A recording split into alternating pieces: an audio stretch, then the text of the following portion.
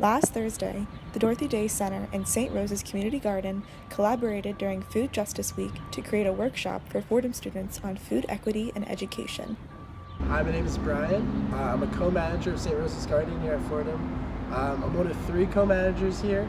We all help take care of the 8 beds that are at our garden, as well as composting projects and other sustainable initiatives that we're trying to lead for the whole entire campus.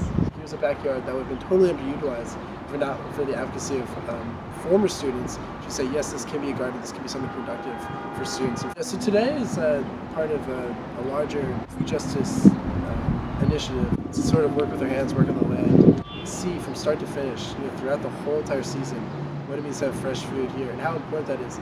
I think the community gardens have a role, and I think it's mostly an advocacy role, maybe an educational role to show what fresh food can mean.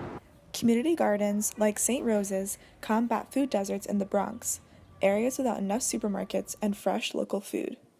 Half of the highest need neighborhoods for supermarkets are located in the Bronx, according to a report released by the New York City Department of Health and Mental Hygiene.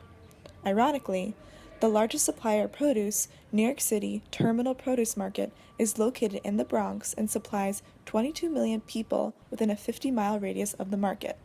Yet, 1 in 3 Bronx residents still lives in food-insecure households, according to the Hunger Free America report. And food justice as a broad term refers to everyone having equal access to food and everyone being able to not only have access to food but also be able to get nutrition and get food that's good for them and for their family. Bronx community gardens do not produce enough food to feed the 1.5 million population of the borough.